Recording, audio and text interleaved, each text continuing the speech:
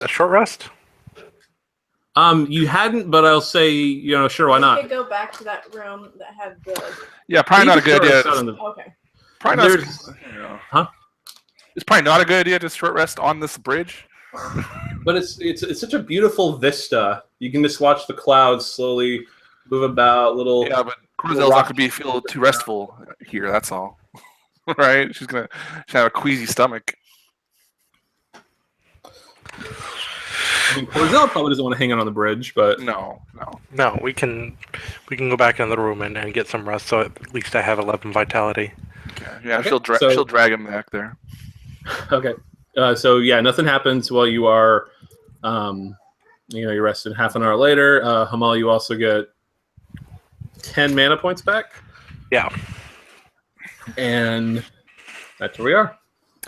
Oh, actually, another question that I was going to ask you last week. If you're below, say, if you're dying, right? If you're below 0 health, right? When you get healed magically or otherwise, I suppose, do you calculate the negative HP or do you calculate from 0? I was going to calculate negative HP, but I put that in as I was going to put that as an optional rule. Like if you want to, you can just say start at 0, then go up from there. Like I know 3rd edition does it this way. 4th edition did it from 0, and I don't think there's anything unnecessarily imbalancing, but I do think it makes more sense for like if Hamal's like severely wounded, that it might take a couple boops to get him back on his feet. Okay.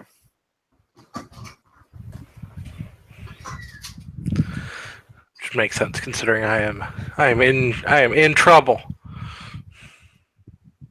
But you rarely ever get hit. At least I don't usually consciously try to attack you unless like you're the major threat. Right.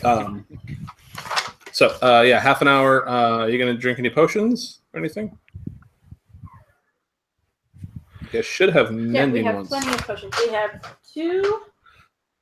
Sup mending. Superior. Those heal 3d8 wounds instead of 1d8. I want to drink one of them. Mana potions, 1 potion of Dragon's Breath, 3 magical healing potions. Oh, those full heal, all wounds, all vitality, all diseases, all poisons gone, no penalties. Ooh. That's pretty good. But how much are they worth? Those healing potions? Whatever someone will pay for it. But you can't buy them. That's the thing. They're actually a magical thing. They're not. Okay. Your alchemical ones. They drop your constitution. You can die from poisoning from drinking too many of them.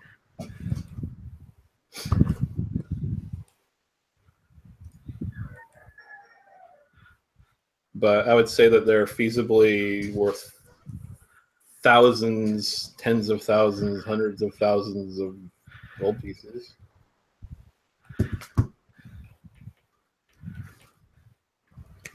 But if you're not going to drink that, then you can knock back some of the superior menders. Otherwise, what are you guys doing now? Do you have? I actually wouldn't have the picture still, right? The what? The drawing. Yeah, we still have the. You do? Okay. It's right. It's this one. Yeah. Well, I mean, this one was the combat. The big one, yeah. There was a way we didn't go, right? You were walking across the bridge, and it was surrounded by the water and the islands. Gargoyles. Gargoyles. That's what it was. A what? A gargoyle. There was gargoyles guarding their entrance, I think, that we didn't go. No. It was just looked like a simple building with a big door. Oh, but there were statues here. Yeah, well those. Well, no, this is a pile of rubble. Oh. Yeah. We'll turn the camera on so they can see the thing. The other door out of here that you guys haven't been in. Yeah. Oh my god. So one of them is just a pile of rubble. One of them looks like a stone humanoid, like a Winduke warrior, but it's like 10 feet tall. Over here, that led to a building. There's a big door in front of it, and when you're walking across, that's an elemental attack, and then you guys went back over here. And here, you found that chainmail. It's got lightning resistance baked into it. Hey, Sylmia. Just 1 second, I got your pen. Oh yeah, you're fine. I was going to tell her she should bone up on her divination. So that way we don't have to stumble around this place blindly. That would be like the next thing up would be conjuring a little sight sensor to kind of float around like a little magic eye. Yeah. It would be useful. Hamal would do it, but then he'd have to diversify even more. And he's already got something from... I think that's a compelling choice for Sumi. You know, like you want to... He was going to just multi-class into more wizard to learn more divination and make like a little magic eye sensor. I was thinking about it. That's something to do next level. I gotta do that. Since I'm now spec'd into at least 3 schools of magic. Well, that's the reason why I give wizards bonus talents, because I know that wizards, that's like their big point is, oh, you can spread yourself out and learn all kinds of stuff. But you're easy to punch to death. Yes. Unless you abjure out the wazoo. So, oh, and also speaking of, the advice is very good in the book, by the way. I didn't get to say this in the past 2 weeks. Sorry. Oh, that's good. I just hope the other 2 people like it too, and then it's like, yeah, I'm done. It's out the door. I can focus on other stuff now. Yeah. This has been consuming a lot of my time. But so you got this door and that door, or you can, I don't know, go outside and try to fly around. You got that fly wand.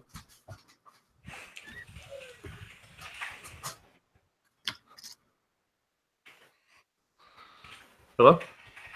Okay. You guys pick whichever direction you want to go. I think we were wary of the statue, yeah? Before, yes. Yeah. But we can go that. I mean, I guess we have this one.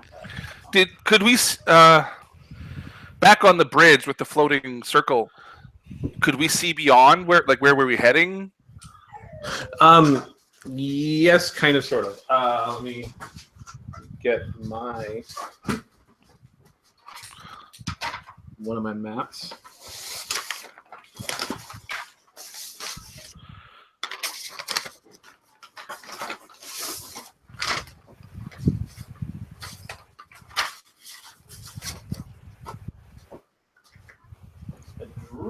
Is it right over there? What am I looking for? No, that's the castle map. Is it over here? I don't know. I'll just go up memory. So from over here, you can see that there is another. Well, it's kind of like it looks part of the same building. There's kind of another room over here. I guess you can. They're differentiated by seams in the walls, and then over here you can see that there is a kind of like a circular platform, like a ring, but then there's like an icy pillar rising out from it. It looks vaguely penis-like. Or iceberg-like? Well, I mean this whole thing. Map. No, that looks kind of. Oh. Oh, It you're right. looks more like the PS4, like the Yeah, the dongle Yeah. thing. Yeah. So from a side view, from over here, it's like you got the bridge that goes back the other way, and then there's this kind of thing here, and it's this large, icy, like a tower almost, but you can see it's clearly made of ice. There's like mist wafting around it as it gets hit by wind. And that seems to be all that's all you can see from this angle. Okay. Where are we gonna go? And you don't see anything moving. You don't see like any creatures or anything patrolling, except for occasionally see birds. Sorry, that's Or what amounts, birds in this plane, they have multiple sets of wings Okay. and are far more colorful, and some of them seem to fade in and out or turn into clouds or like a misty substance and then re-solidify. Cool. Where do we want to head then? I suppose is the question. Corzale's fine either way.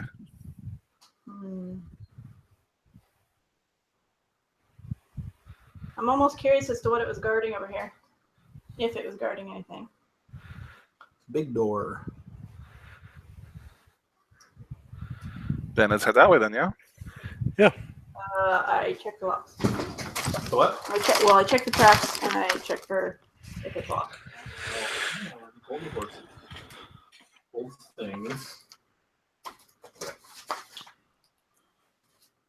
So the door looks like it looks like it was iron at one point, but it's so old now that like just touching it, like flakes of rust come off of it.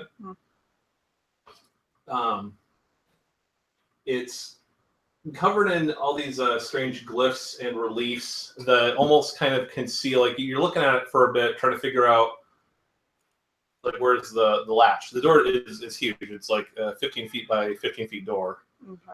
And eventually you realize that in the pictures of like a sun, there's a keyhole or what you think is a keyhole. And there's like in a swirling cloud, in a spiral, there's another one. Like in a creature's hand, there's another one. So it looks like there's multiple keyholes here. Maul, conjure up a bunch of keys. As great as that idea is, I don't think it would work. Well, okay, so you say there's a sun. Well, what I'm just trying to say is that there's looks like there's numerous keyholes in here, and there's all these patterns. It's like a big scene of Windukes, looking out over what you suspect is this plane, just observing birds and weather phenomena. So is it locked? You don't even see a way to open it. Like you don't see a latch or a handle or a knob or anything. You just see what you suspect are keyholes.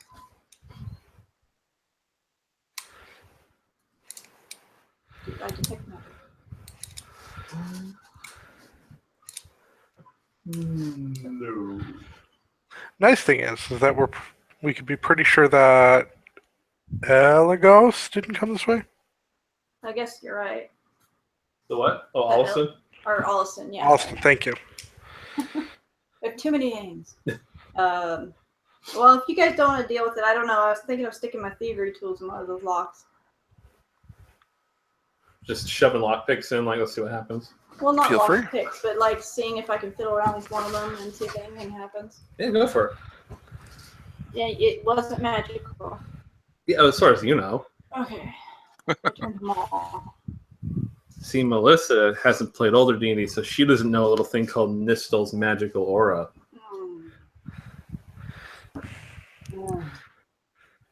I got a 10.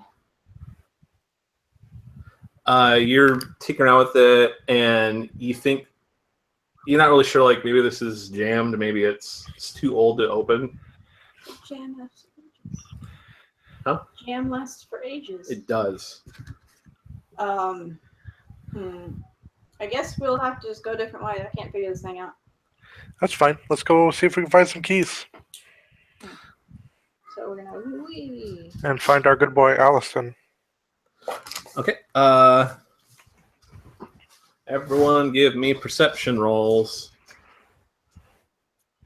Perception. And then everyone, give me cinnamon rolls. Really? I wish. 26. I always roll pretty damn good for my perception, like 15 or plus. Jesus. Yeah, no kidding. The what? 26. Jesus. 21. Actually, I do remember rolling a 3 once, but that's still a 3 plus like 9. So. Actually, I am 200% sure I am not keeping track of my skills properly. See, I wasn't at first either. I was going to ask you actually last week because it didn't sound like you were. I can't remember why though. I thought that. I spread them out pretty well, but even then, I'm like, wait, this is way too little. You mean for the modifiers, or Just in general, he's probably missing some of you. I say I don't think I have all my points. I don't think I kept track of them proper. well, I mean, if you're level 10, that means that you had 9 points to spend over whatever else you already had at level 1.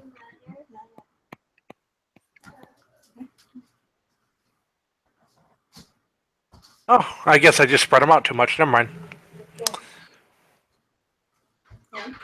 The saving throw, I mean, not saving throw, the skill checks are, the DCs are based around, I took that into account when I was mathing them out. Like I think 30 is the absolute highest for like basically 9 possible things, which, you'd have to with. Can you get a 30 actually? Or no, yeah, I guess you could. Yeah, I could have higher wisdom. Yeah, never mind. First Arcana. Oh wait, no, I am low. Because Arcana, 3 more skills. 1, 2, 3. And then 1 per long. I wouldn't. The thing is, I wouldn't really balance around the idea of people having more than a +3 in any stat, right? Well, the very difficult one is 25, and that would, if you have 5 and 5, you got to roll 15 or higher. But that's not counting the racial modifiers. But a 20. Like most of the DCs that I do are in the 10 to 20 range. Because the difficulty is, it's not based on character level, it's based on what do you, the DM, think. Yeah. Like, how hard is this for a typical, like, a peasant? That's generally supposed to be the rule. Yeah, it's generally supposed to be the rule anyway, right? Well, I know, like, in 4th edition, they scale the DCs based on your level. So, like, at level 1, the thing might be shifting, and at level 10, I always ignore that person. Yeah, a lot of people do, because it's like, wait, why is now all of a sudden climbing a wall much harder for me to do just because I got higher level? 3rd edition, the DCs seem to be kind of just insane a lot of times. Like, but that one you could have plus 40 something on a skill check. Yeah, you could have literal sticks that gave you plus like 10 or 20 to a skill. Yeah, it was. Yeah, I'm just trying to keep things like the overall math small, and so the skill checks they're all based on like a peasant farmer. Could he climb this wall? It'd be really hard, so that's what it is. And usually you guys, you're not peasants, you're highly skilled. So Hamal, you're like, that's why you're pretty much, anything magic based, Hamal usually knows it. Anything nature based, Samir usually knows it. Anything religion based, Brazil usually knows it. So what are we doing right now? Perception rolls. You failed, okay. ironically. That was absolutely. 23. Hamal and Corzel, since you guys rolled ridiculously high, you do see some kind of, when you're over here, you turn around, you see some kind of little form. It looks small, possibly amorphous. It kind of slinks out of sight. Well, I mean, did it look like the thing we just fought? A what? Did it look like the thing we just fought in any respect? Was it water-like or? It could possibly be water-like. You didn't see any like shimmering on it or anything like that, like water reflecting. Well, right? How much of it did we see, really? Then it was more like a just kind of an indistinct, like shadow shape. Okay. Like as soon as you turn around, you just saw this basically a flash of movement. Yeah. Okay. Come on, guys! What are we waiting for? Let's go! Come on, guys! There's something behind us. Well, let's see that pick locks check. What's going on for this one? Or... Weren't you picking the lock? Yeah, I failed terribly. Oh, okay. She bungled it. Again. Did she jam the lock? No. It was just. I was doing something. Nothing was happening. Okay. Can we get through otherwise? A what? Are we able to get through? Corzel like walks up and like kind of just just hits the door with her fist, right? There's no. You hit the door with your fist, and it's like a shower of rust just falls down onto you. Do you have your tetanus shot today? like the door's still there, but you just like jarred loose like a whole layer of rust. So like all the frescoes and the patterns, they're a little more faded and indistinct now. Okay, so they'll kind of, the wisp particles or the rust particles will kind of wisp up. Okay. Yeah, there's no give though. Otherwise, though, right?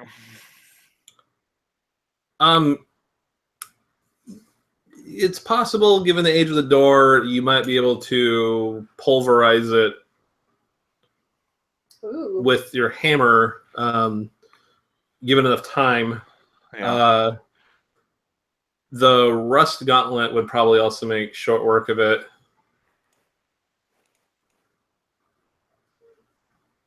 What does that do again? It just turns like a 10-foot cube of metal to rust. Oh, I forgot about that. That's why I kind of casually mentioned it. Yeah. Did Corzel get that? I can't We remember.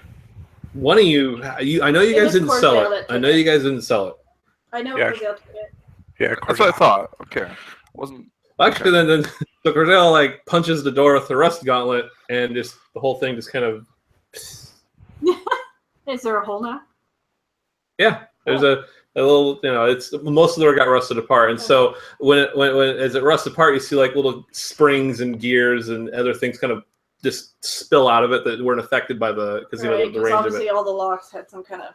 And behind it, you see another door, very similar in style, but not exactly the same. Different scene, different windows, do different things. And the room's empty. Oh no, it's this new door is like 5 feet behind that door. Yeah. Punch away, Hulk. Well, the rust gauntlet has a recharge time. Oh. And we probably don't know what that is. Yeah. I want to say it was like a 24-hour basis. It recharges itself. Okay. I did tell you when you guys got it because Hamal or Sumia, one of you guys are totally our candidate and figured out Okay. what it was. Yeah, because we didn't experiment with it, so we wouldn't have found out that way. Okay. So this door is a lot better shape then. Yes, it's barely any sign. It's barely even tarnished. Like it has never been exposed to air on the airplane. That's a different adventure name. Airplane. Yeah, Corzo kind of reaches her hand through the big hole she just made and kind of says, like, kind of pats the, like points to the other door, says, "Why don't you try your luck with that one, Sumia?" Yeah, so much wrong with that one. All right. Oh. She'll kind of step in with you just to make sure nothing like falls on top of you or anything. My thievery is +5. Is that plus your dexterity as well? Yeah. Sorry. Okay.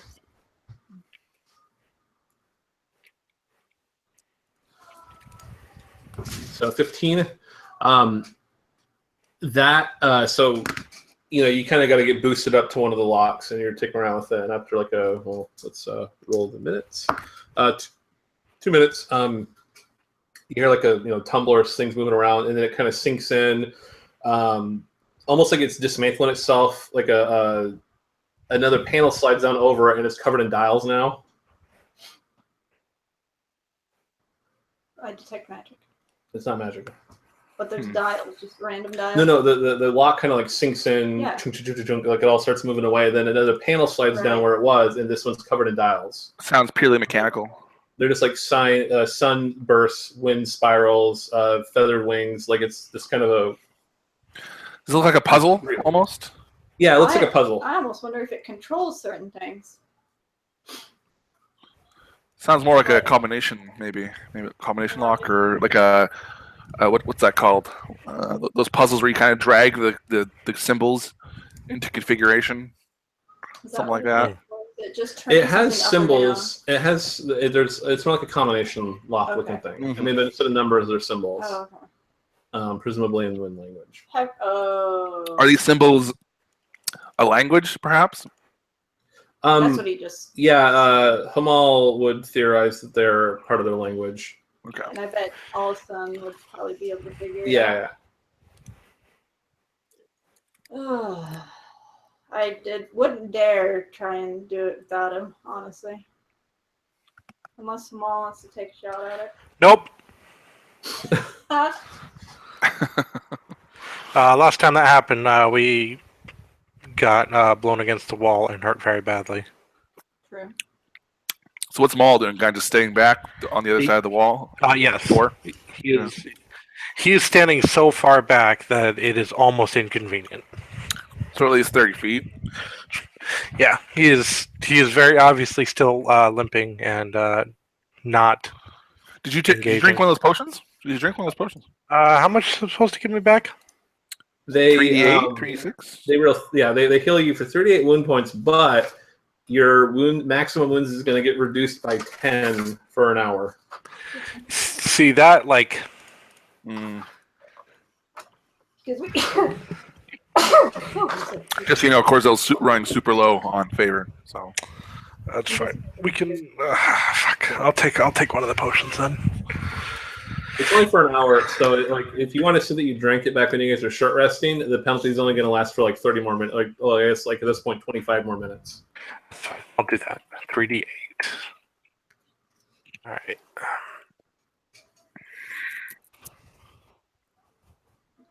Oh yay! It gave me 8 hit points back. Thanks. What'd you roll? On 3d8, I got 2, a 3, and a 3. Okay.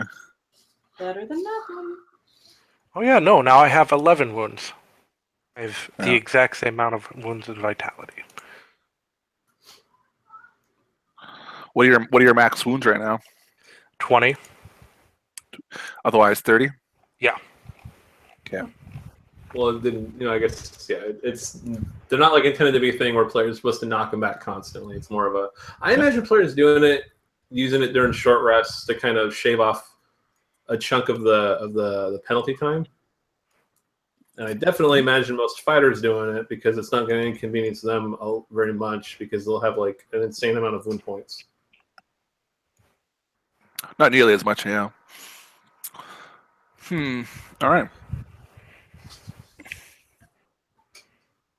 So, not going to tinker with the door anymore? No. I've learned some lessons. Does Corzel recognize any of the symbols? No, it's Purely magical. Windling, the polar opposite of dwarves. Okay. The Wind Dukes of Akka.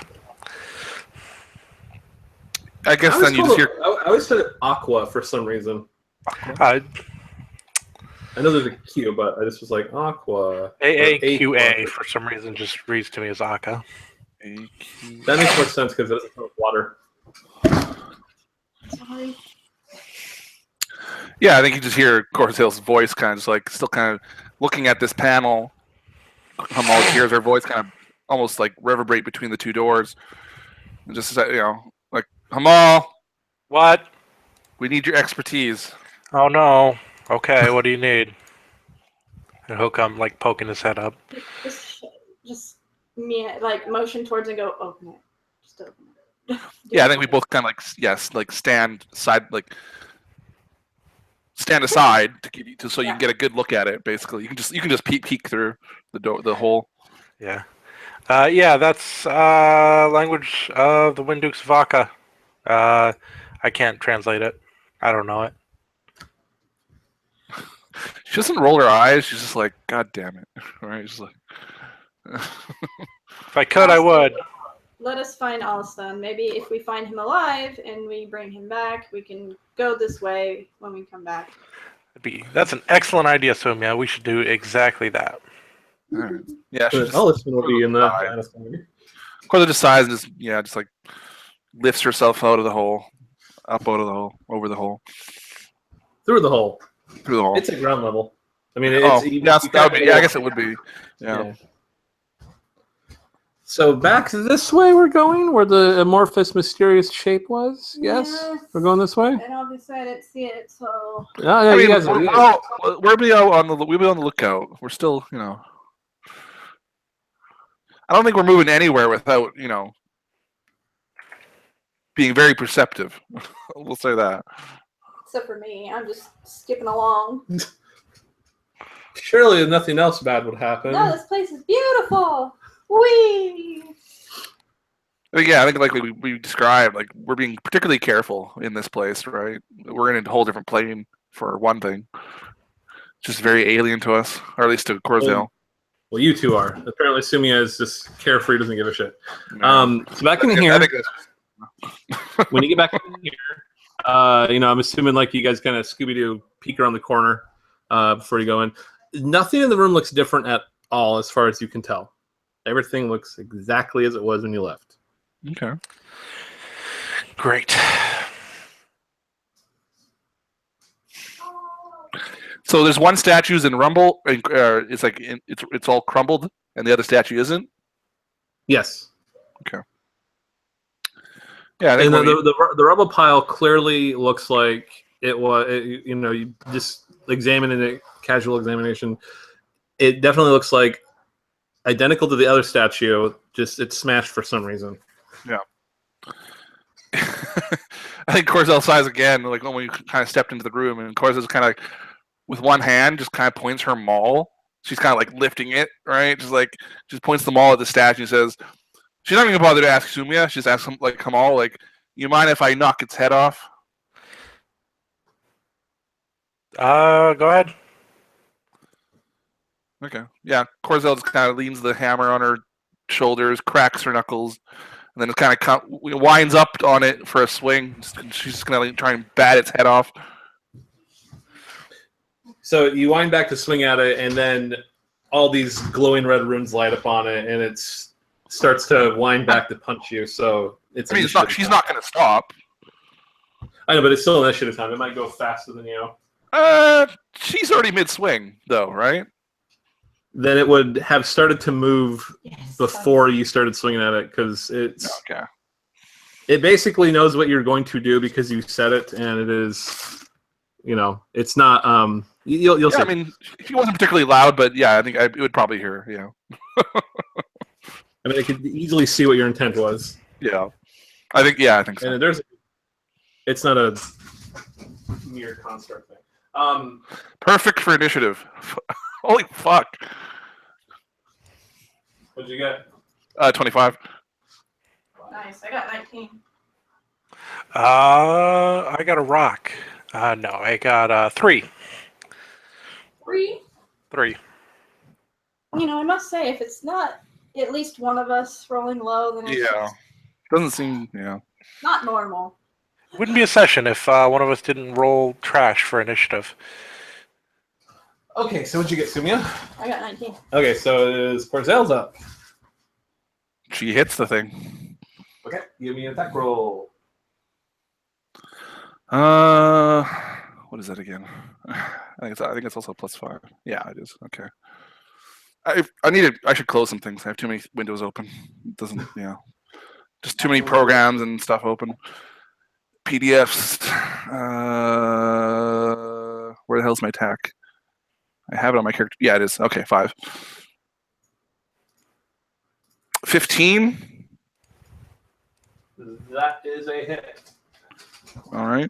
I'll roll 16. I assume that hits as well. Yeah. Yeah. Okay. 2d6 plus 4, I believe. Let's check. Oh, it's 5. Okay.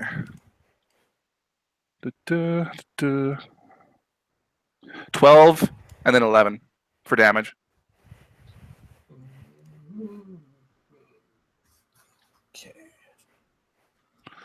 I never roll particularly well for damage. I don't know why. It's my damage rolls just are always middling or lower. Yeah, so you smack it twice, good solid hits. You're chipping away at its legs.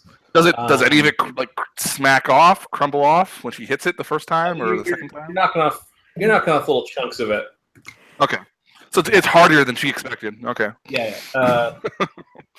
Sumia is next. Actually, you don't have to spot for my Albert. Yeah. Well, no, this is a generic sheet. 10?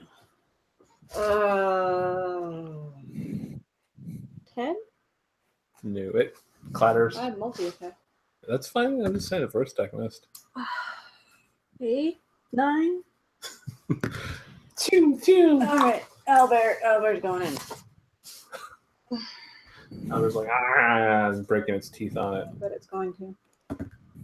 Nope. Oh, you saw that too. It was right on that goddamn 20. That's a 7. Nope. So owlbear's gnawing on it. It lifts up its leg with the owlbear, like trying to shake it off, and then it just stomps on the floor. And as its foot hits the ground, the whole floor in here seems to ripple, almost like it's water. And so it ripples down, flows up, knocks everyone around. Rocks go flying out. So the floor in here now is partially dispersed. So it's almost like you guys are like fighting on floating rocks now. In addition, being thrown about by the rippling ground and the flying rocks is going to deal a crap load of damage to everyone within 10 feet of it, which is basically Corzel and the owlbear. I think it's okay. Yeah. So it's almost like it's ripping reality apart. No, it's almost like the ground, the stone floor almost momentarily turns like liquid-like, but it's still solid as rock. Yeah. So it hits the ground, it ripples out. The rippling throws Corzel back, but also there's it kind of explodes out. So there's like a shower of rock that also hits you. Gotcha. The floor now it's still mostly solid, but there's definitely lots of patches where you can see, the sky below you. Gotcha. It's not bad enough right now where anyone needs to worry about, like, oh, you got to jump over some patches, but you think if it does that again, you guys might have some problems. Do we think there's any way to stop it from doing this? As far as you can tell, Corzel, the fastest way to stop it is to destroy it utterly before it has a chance to do it again. Yeah. 9, 13, 18, 20, 27, 33, 35. So, Corzel, you take 35 bludgeoning damage, and you're not prone. Or actually, no, make a fortitude save. Fort. And owlbear needs to make a fortitude save, too. That's fine. I actually have those now. Ooh, that 20. Okay, so it takes... What would that be? 15, 17 damage, and it's not knocked prone. Not a nat 20, but a 20. Okay, so same thing for you, too. So both you take 17 bludgeoning damage, and you're not knocked prone. Yes, damage resistance still applies. So the damage is halved?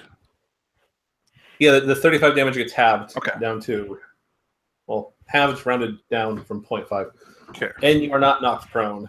Okay. So Corzel kind of rides the undulating wave and shields herself from the rocks as they, like, some of them, they clatter against you, but some of them actually kind of embed themselves in your armor. Like, that's how fast they were flying. Like, there are dents in your armor now. And some of it actually kind of punctured through.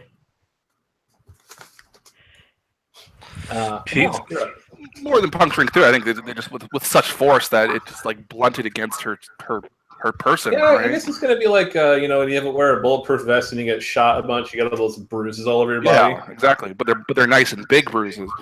Oh yeah. Well, you're up. Yeah, it's time to magic missile this breezy. Oh, gosh. Let me make sure I got this all right. All right, cool. All right, you get First 3 attack. Yes. I'm guessing a 24 hits. Yes. Okay.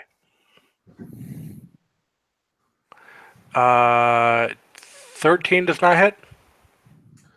It does not. You notice, so you blast it with the first missile, but your second one, you see that it's almost like it's something about it is ablating your magic energy, as if it's semi-resistant to it. That sucks. Okay. But the first one hits, second one misses. You're suspecting just barely. Which is third one got? 23. So that's you're definitely okay. All right, cool. Then I will do 2d4 plus 10 damage. 15 damage. 15 force damage. Okay, so do. Zoom. Big magic. Yep. Oh, what? Oh, no, I just... Yeah. Oh, okay. You're making sound effects. Okay. Yeah, so pew, bloop, pew. Corzel, you're up.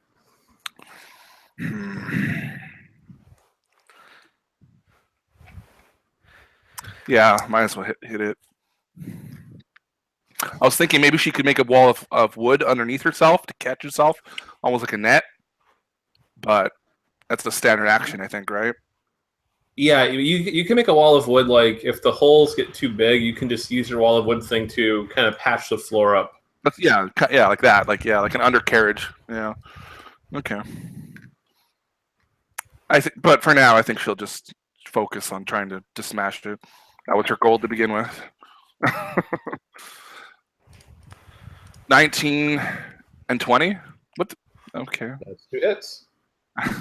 That's weird because I got 15 and then 16 and then 19, 20. Okay. Sumia, roll better. All right, here we go. Well, hold on, I gotta do damage. Oh, sorry. Gotta do critical damage. Tell me. Okay. Let's see. Oh, that's good damage this time. 15 and then 15. Okay. That's good. Yeah. Much better rolls.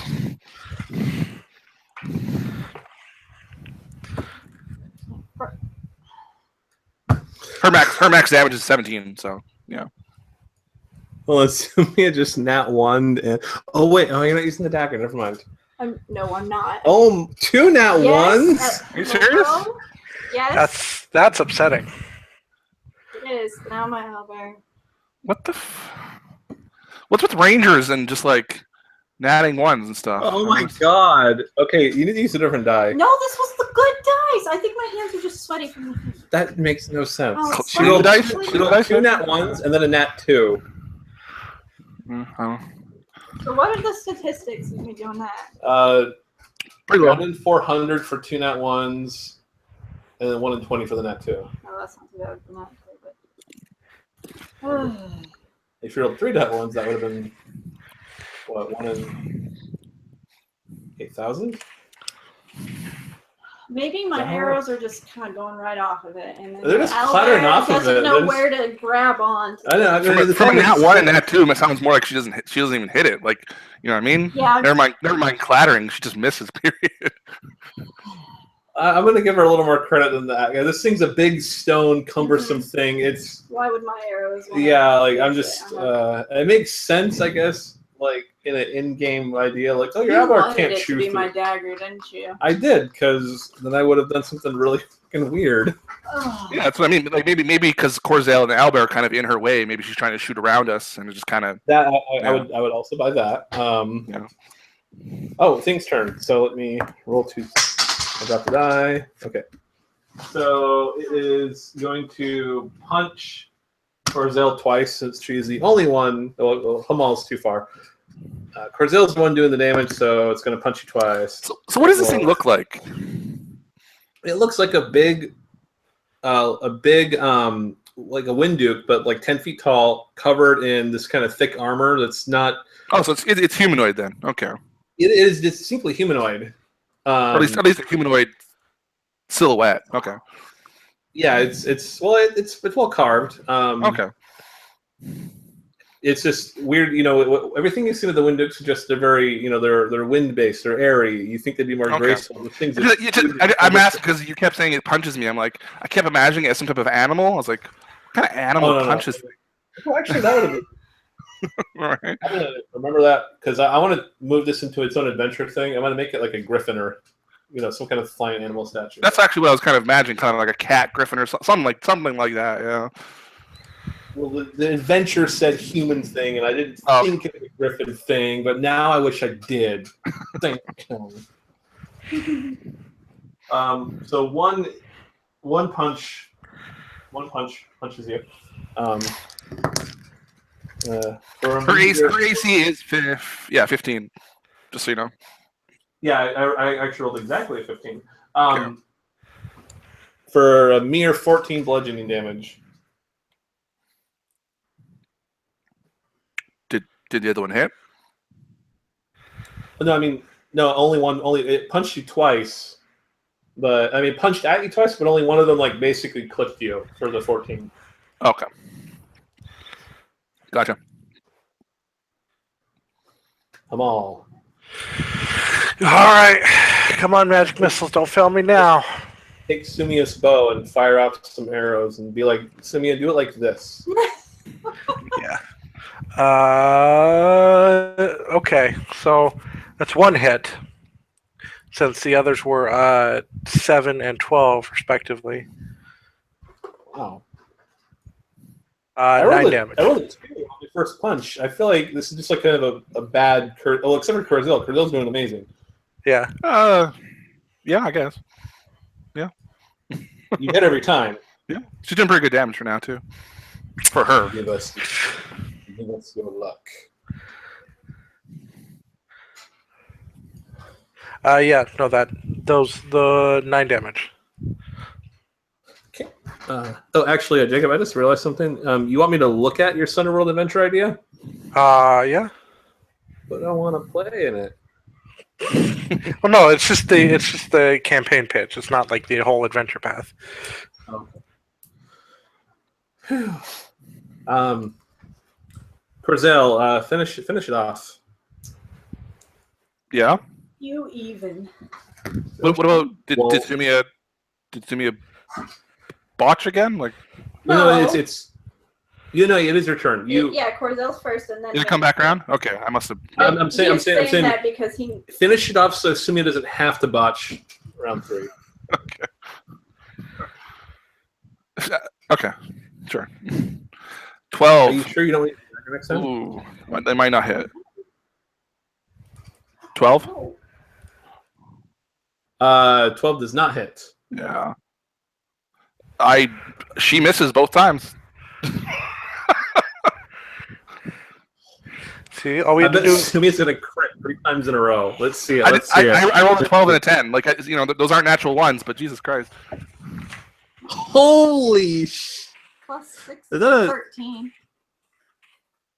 That is a hit. Yes. That is barely a hit. There, nope. She had no reason to get her D8 because she wasn't doing anything. Nope. What about her second shot? Wow, we have all these dice on this table, but we don't have a single D8. Oh, got it. Would be it. Okay. Ooh, max Wow. damage. That's plus 6, so it's 14, 3 armor piercing. Okay. Nat 20 for the next one. Nat 20 for the next one. Okay, just a second. Nat 20. I missed that time. Okay, but Owlbear will do something. Okay. Let's go, Hootie. 10. No. No. Well, I hit it once, guys. I hit once. Okay. Aimed right in the eye or something. It has no eyes. It is stomping on the floor again. So, Corzel and Hootie, give me your saving throws. 16, 19. 17. Of course, Booty's 20, done. 19. That was okay. So you guys take 12 bludgeoning damage, and you are not knocked prone. Okay. And now the floor is actually destroyed. So if Corzel, if you need to run away, you're gonna have to make a simple like a DC 10 athletics check to kind of jump over the gap in the floor. And if anyone wants to get melee is with she it, separated from the creature? No. But I mean, like behind, because it wasn't like you don't think it actually has control over how the floor gets. No, yeah, damaged. I didn't think so either. I didn't think so. Yeah. So you are still in melee with it. You're still fine. The part of the floor you're on kind of flipped around though, like it flipped over all the way around, and then kind of slowly, like it kind of went like, you're here. It went like kind of flipped all the way around, and it righted itself. But it's moving towards you, so it's still in melee with you. But basically now, if you want to try to escape, you're going to have to hop over a gap in the floor. Okay. But it's only in a 10-foot radius around it, so Hamal and Sumia, you guys are totally... This isn't even affecting you at all. And sorry, how much was the damage? 12? Yeah, since you made your saving throw, it's only 12. Okay. No prone. So that's 8. Okay. And the owlbear is latched firmly onto its leg, just scratching in vain. Trying to find some way to chip at it. Hamal. Yeah, let's hopefully do damage to it. Okay. Hey, natural 20. And then Well, that's 23. what we do. Alright, so 9 plus 7 is 16 damage. Jesus. Magic missile. That was just one of them, right? No, that was 2. Oh, okay. The second one was 23, and the first one was a natural 20. Oh. What about the third one? Was that a miss? Yeah. No, the first one was a 2. Okay. So I figured there was no need to... Corzel. All right. How tall is this thing? It's about 10 feet tall. Okay. But you've been battering away at it, so like now its legs and part of its torso, they're like, just imagine like a statue that's been smashed up, so now it's almost like on stick legs now. Yeah. All right. Yeah. Corzel's going to do her patented maul uppercut to its groin. Not that she thinks that'll actually have any effect. Additional effect. 19 and then a natural 19, so 24. I imagine those both hit. Yes, yeah, those are both hits. And then 12 and 7 damage. Wow, that's a 1-1. Okay, so your patented maul groiner cut, you smash it, and it actually kind of busts it in half, and then this weird, this amorphous, gravelly blob thing kind of drips out of it, plops onto the floor, and starts trying to slither away. Did she break it with the first attack, or both attacks? It was the second attack. Put it over its limit. So Okay. That was But I like the idea of the groiner cut. The statue, the upper part of it, you smash it, and it's like it doesn't topple onto the ground. It just kind of slowly floats in the air and gradually loses inertia, and so it's just kind of hovering above you. But all the runes that were glowing on it, they've all winked out. Okay. Yeah. If nobody else does anything, Hamal's going to begin firing heavily on the amorphous thing. Yeah, I mean, Corzel would like to smash it, but yeah. You guys all see it, but Corzel, to get to it, you'd have to do a little hop thing. Make a decent kind of check to, safely. So it's not on the over. same platform as her? No. It kind of got flung out of the statue. Like the force of your blow, like basically looks like almost like it punched it out of the statue. Okay.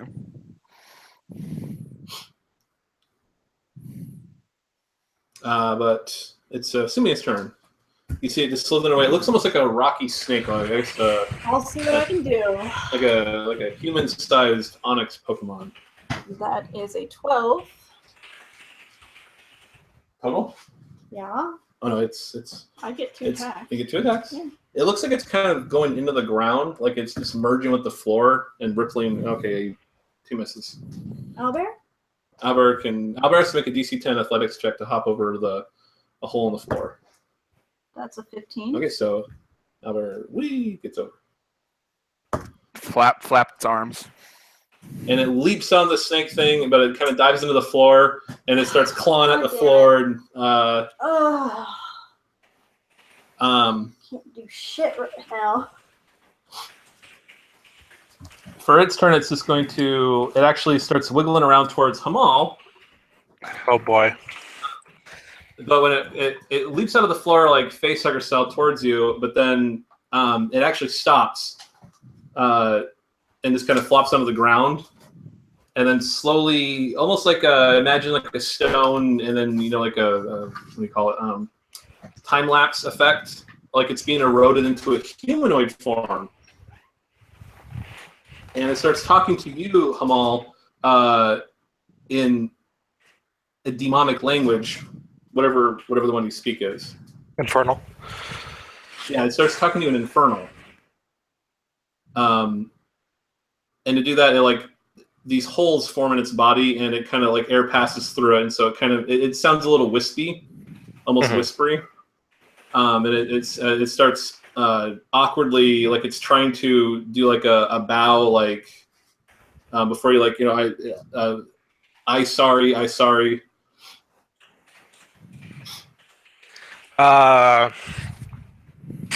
Okay. Hamal will point his wand at it and reply in Infernal. Speak your name, Cretan, before you are sent back. It says I Chomolunga. What order? It doesn't look like a human. It looks like an earth elemental that's trying to mimic a humanoid form. Yeah, it formed its the top of itself into like a humanoid face. Yeah. Yeah. Well, its whole body looks. Yeah. Well, it looks like one of those kind of weird ancient figurines, like stone sculpture things. So okay. I know what you're talking about. It's like it kind of vaguely remember what a human might look like, and it's trying to do its best it can. Like it's someone who, like an adult trying to draw a human figure that can't draw. Then why attack us? Told to. You stranger. And you're a guardian of this place? How you come here? Through a portal from another tomb. Zosiel? Fuck, I have the name here somewhere. It's actually right. It says it nods like awkwardly and points behind it to the door. It says Zosiel that way. I see. Have you seen any other strangers? Yes. You. And it kind of points to its head where your horns are, and it kind of it kind of like almost this molding clay, like molds these little horns out of its head and then smooths it out. Not there. Like me. Yes, and then it smooths out some breasts on it, and then it rubs them away and says, "Not there."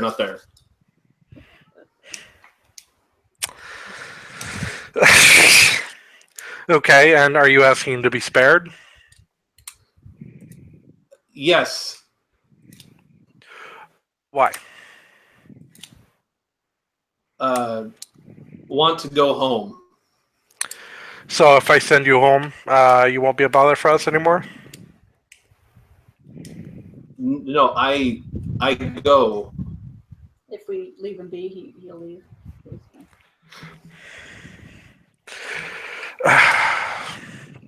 And at this, Hamal will just kind of shrug and say, "Don't move." And he'll look at Corzel and Sumi and say, "We just let it go."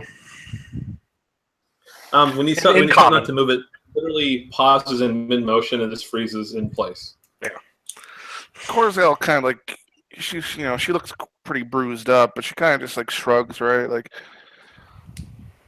out of character, her people like literally fight long earth elementals, so it's like whatever. This Corzel, give me a dungeoneering check. Dungeoneering? Maybe she can recognize its composition. Yes.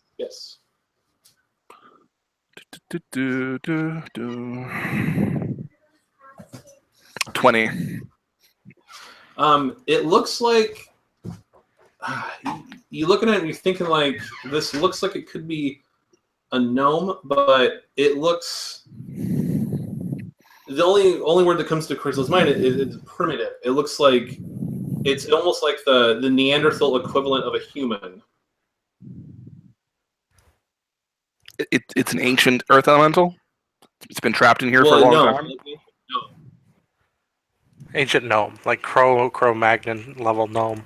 Okay, so it's not even an earth elemental. It's a person. Well, gnomes are a type of earth elemental. Okay, gnome is in the elemental spirit. Okay. Yes, yeah, but this is like Cro-Magnon. This is like no Magnum. Okay, so it's an ancient earth spirit that's been trapped in here. Is that what she thinks? Well, based on the one that you found, the Ellison had summoned, that one looks far more human, and it spoke common very well. This one, like it could have been bound here. You'd have no idea. Like even by dwarf standards, this thing could be incredibly old. Yeah. But Hamal and Simia, if looking, when you guys looked at your magic site, you didn't sense any magic on it at all. Unlike the salamander, that one you actually could sense the magic bindings that was keeping it stuck in place and forced it to attack you. I see. So this isn't bound. No, this one's you don't sense any binding magic on it. It just is. Decided to be there, or... No, I mean you don't know what he's doing here. Then go home. Are there any other guardians that we should be aware of? It continues to remain in place, like perfectly still. You may move. It says yes, Zosiel. It just points to the door. Here and here, and it basically puts its hand like on one side of it and the other side of it, as if it's trying to say there's two. Oh, on each side of Zosiel or something? It nods, says yes.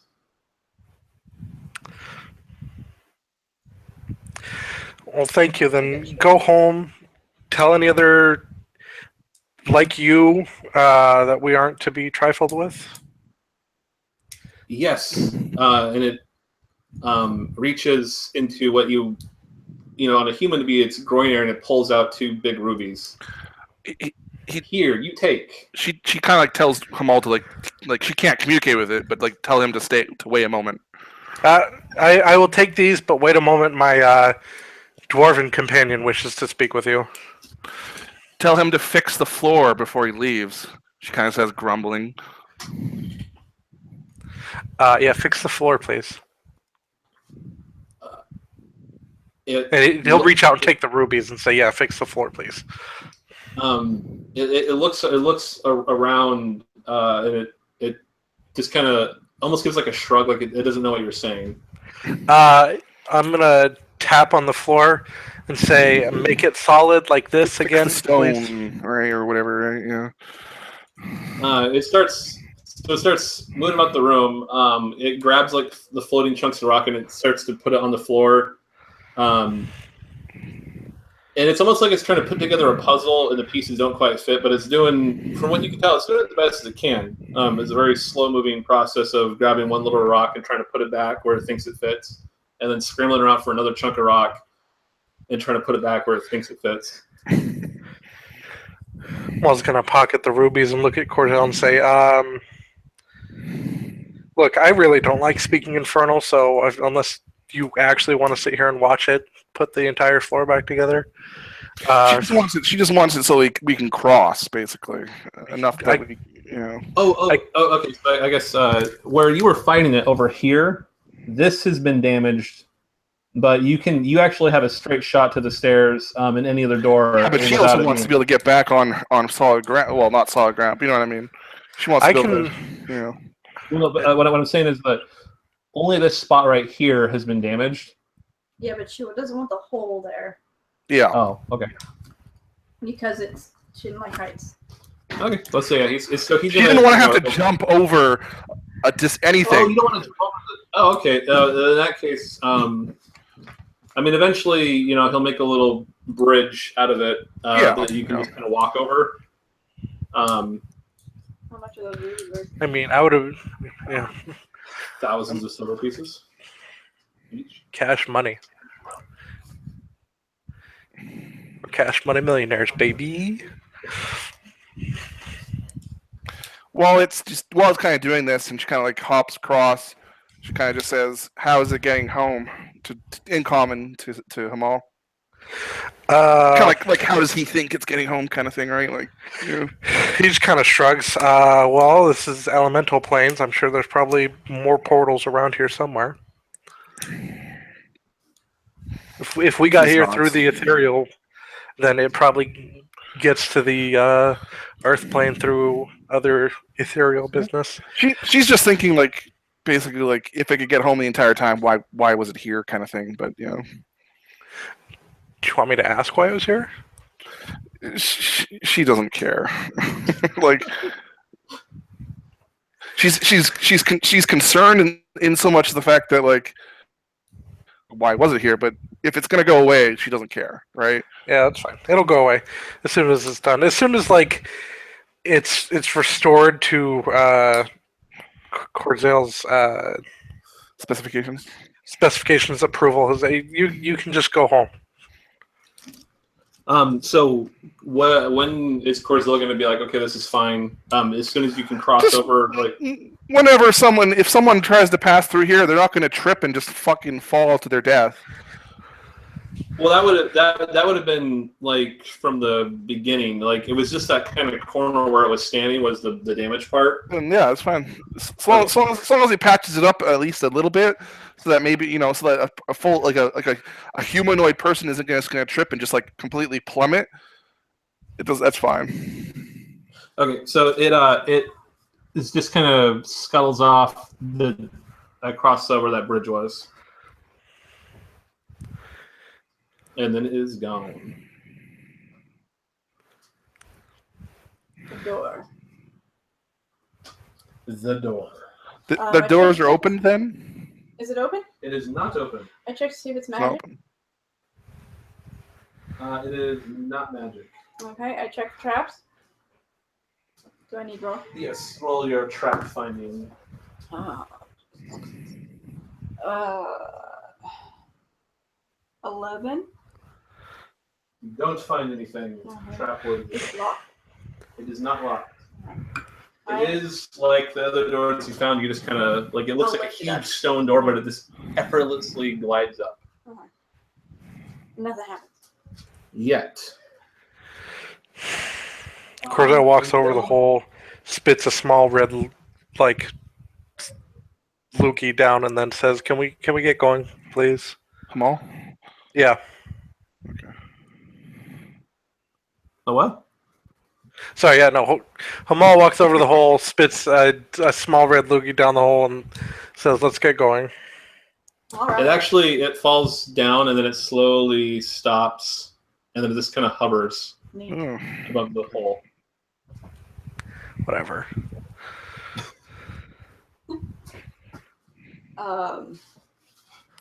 Actually, Hamal, your Corzale turns like you've got the door open now, Sumia?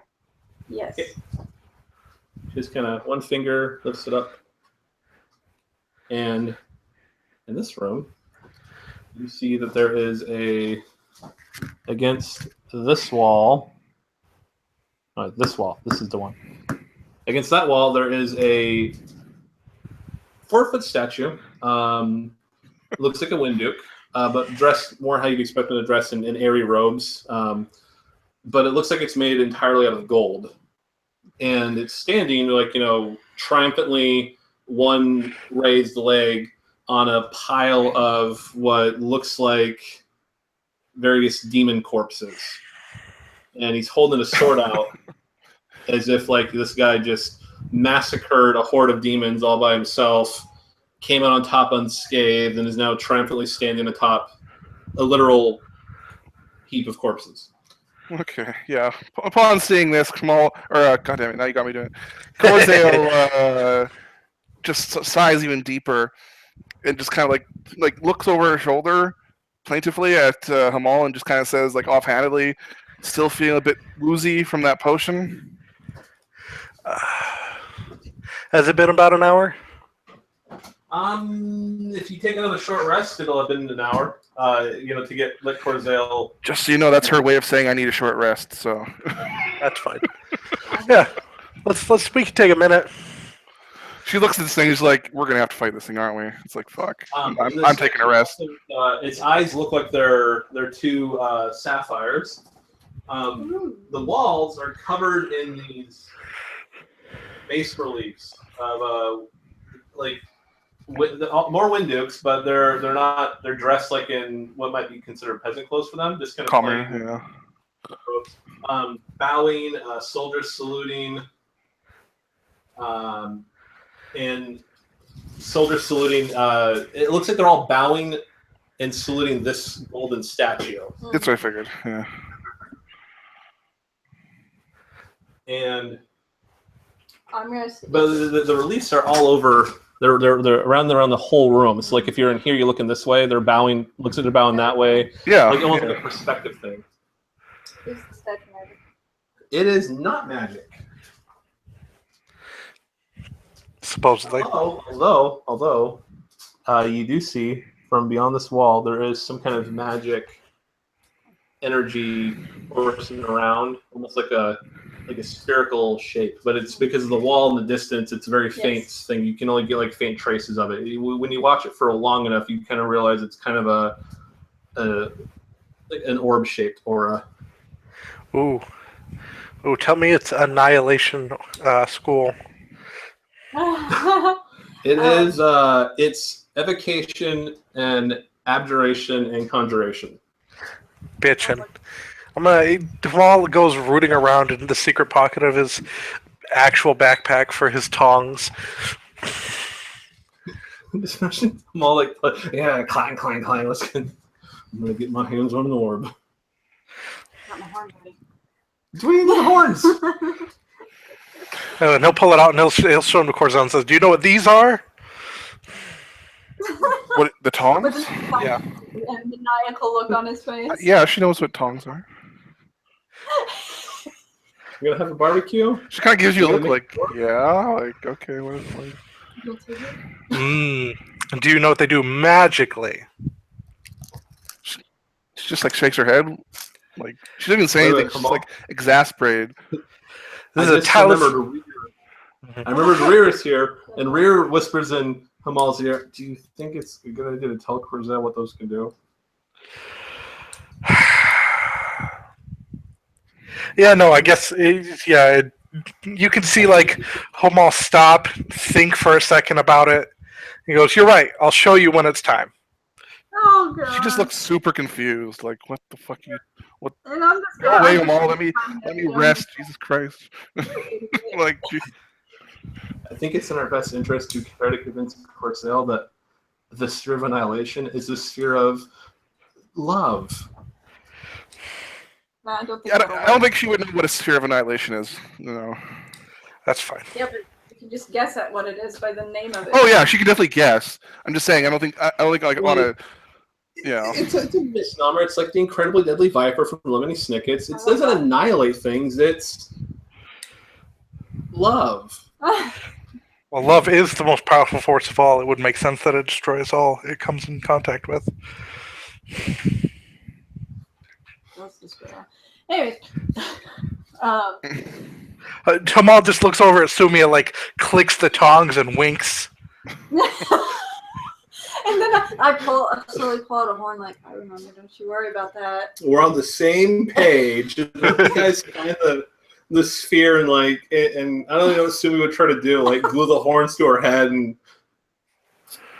Out of character, the tongs are designed to be able to touch a sphere annihilation. Like, just the talisman of the sphere lets you control it a lot easier than you would otherwise. oh, it's the talisman. Okay, that controls it. Okay, I know. Yeah, okay, yeah.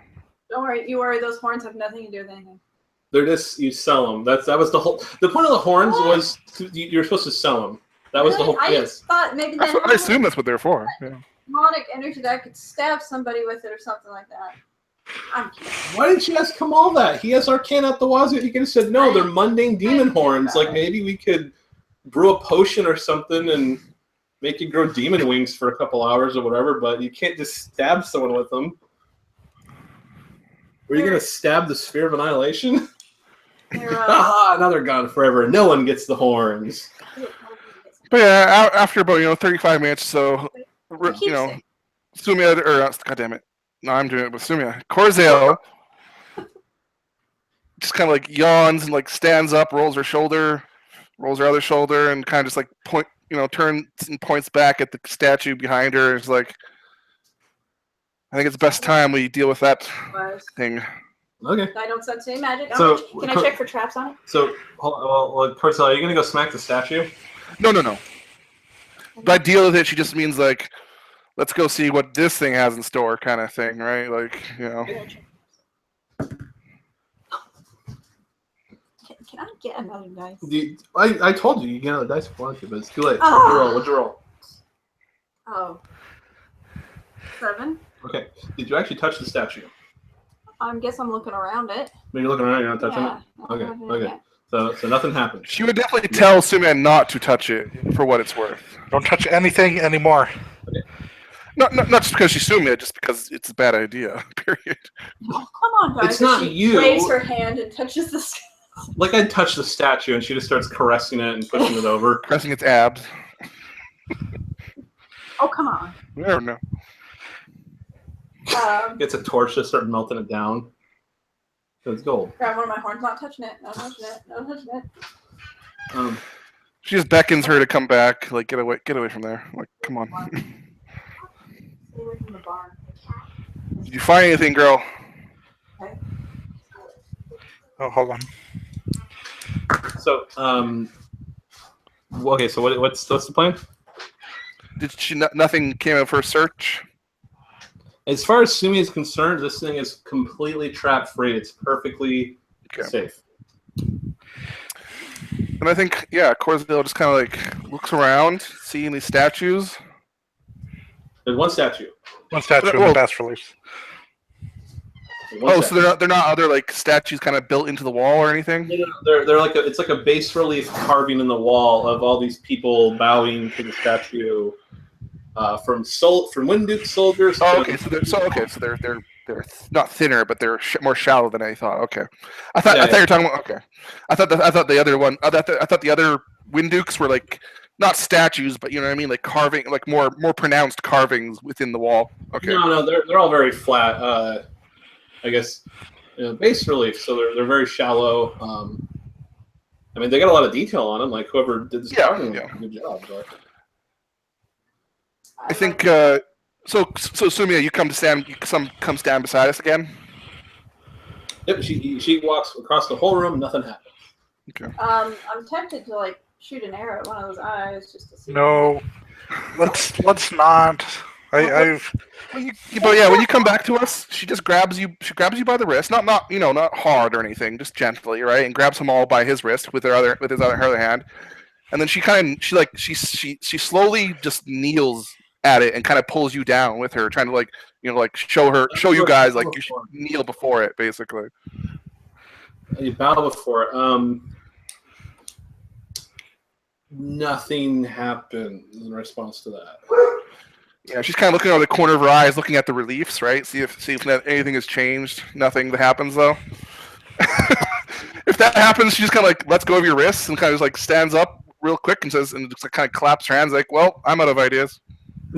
Well, we could just walk past it. Is that a thing we can do? Does it seem like a plausible thing? It's near the. It's located at the center of the back wall. Oh, my bad. Yeah. And you don't see any of the kind of door that leads out of here. Okay, I didn't think so. I thought maybe I didn't misheard. Sometimes you say things and it just goes one ear out the other. And 1 ear out the other. Yeah. Yeah. I don't know why. Well, it's not just you; it's other people too. But yeah. Humal's gonna look around for this spherical magic aura again.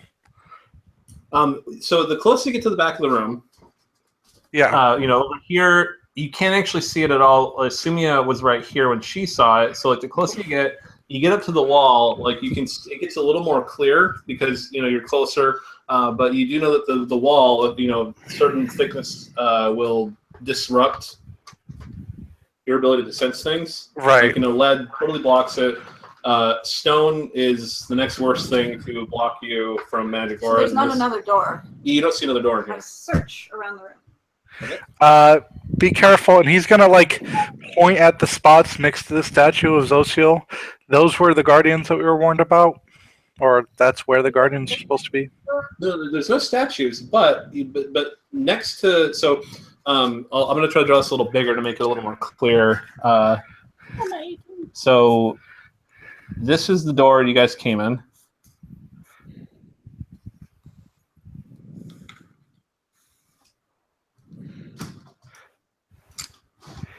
So this isn't centered properly. But so you have all these reliefs in the walls all around the entire room. The statue's right here. Okay. Right next to him, though, there's reliefs of two soldiers saluting him. Right next. I mean, there's more soldiers over here, and then you get further away, and then it's like looks like maybe nobility, but then also commoners. But next to him is almost like his army. And yeah, they just look like bas reliefs. So they're not statues. They're not any more pronounced than anything else in the room is. Yeah. Well, I still searched the room. I got a 23. So you are searching, and you notice that the reliefs here and here, it looks like some of the stones can be pried loose. Like it's set in really well. You almost didn't see it. You were like just kind of poking and prodding everything. I'm gonna go ahead and take that ring. So you pop a little piece of stone out. It's like you're pulling out like a finger salute, like one of the fingers of the hand pops out, and then you can pop out more stuff. So like you're just kind of disassembling this relief one piece of stone at a time, and nothing happens. You pull the face out. Well, you pull the top of the face out. You pop the eyes out, the jaw out. You're going down the armor, and you can see that behind it there is actually a door.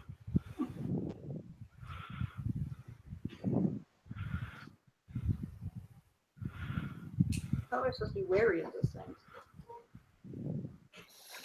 That's what Corzael was concerned with, certainly. I checked the door, see if it's magical. It's not magical. I would think that I would have seen it earlier, but Well, you know what I mean. I'm gonna check for traps. Check for magical traps. You use detect magic and arcana to check for magic traps. Okay, that's what I thought. Ooh, there we go. Are you checking for magic traps or standard Sorry, traps? standard traps. Okay, you don't see anything. Okay. I checked to see if it's gonna open. Is it one of the? It's one of the lifty I'll ones. try and lift it. You lift the door up, and you see it opens into another squarish room. So as soon as you lift the door up, your huge bright flash of light, you're kind of momentarily blinded. Hamal and Cordelia, you can see this light just flashing from the other room. It's like the poltergeist scene with the TV. And then assuming that your eyes, you shield your eyes and you kind of look out between like your fingers, blocking most of the light, you can see there's this huge sphere of like crackling lightning. There's a big metal spike in the ceiling pointed towards it, and that looks like where the electricity is just arcing off of it. In the middle of the sphere, you see Olliston's form. He looks like his eyes are wide open. There's a huge gaping bleeding wound in his side, but the blood is it's almost like it's in mid-spurt, but it's frozen. He's not moving at all. It looks like he was shouting in pain, but it's like a snapshot of that. I got it. Like he's frozen in time. Well, I will enter. Well, hold on. And there's a door into this other room. On the other side, behind Olliston? Yeah, he looks like it's a huge lightning orb that he's inside. Not like a glass orb, just like he's just surrounded with like this crackling energy field, like a Protoss force field type of effect going on. And that is where we'll stop it. It's 7 o'clock. Sure. Okay. Well, I'm glad we finally found him.